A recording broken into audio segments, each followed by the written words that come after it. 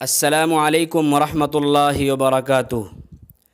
ناظرین، آج کے پروگرام میں بینکوں سے لیے جانے والے لون کے حوالے سے بات کروں گا۔ دوستو، آج شاید ہی ہم میں سے کوئی شخص ایسا ہو جو بینک اور اس کے سسٹم سے جڑا ہوا نہ ہو۔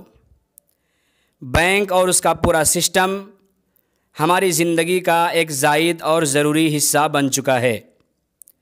اس لیے آج بینک سے جڑنا ہماری ایک مجبوری بن گئی ہے۔ اگر ہم بینک سے ملنے والے لون کے بارے میں بات کریں تو معلوم ہونا چاہیے کہ لون کا مطلب ہوتا ہے قرض۔ اسی لیے بینک سے ہوم لون لینے کا صاف مطلب ہوگا بینک سے قرض لے کر اپنا مکان وغیرہ تعمیر کروانا، اور ایجوکیشن لون کا مطلب ہوگا بینک سے قرض لے کر اپنی تعلیمی فیس اور تعلیمی اخراجات پوری کرنا، کیونکہ بہت سی مرتبہ آدمی کے پاس اپنی خاص ضرورتوں کو پورا کرنے کے لیے جیب میں پیسے نہیں ہوتے تو مجبوراً قرض کا سہارا لیا جاتا ہے۔ لیکن اب سوال یہ ہے کہ بینک سے ہوم لون یا ایجوکیشن لون لینا جائز ہے یا نہیں۔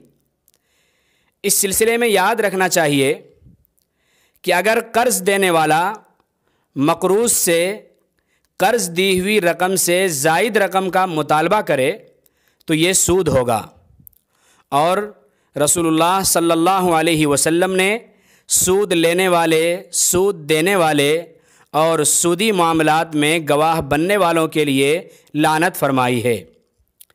اس لیے اگر بینکوں سے ہوم لون یا ایجوکیشن لون لیا جائے اور بوقت ادائیگی کچھ فیصد زیادہ ادا کرنا پڑے، جیسا کہ عموماً لون میں ہوا کرتا ہے، تو اس طرح عام حالات میں لون لینا جائز نہ ہوگا۔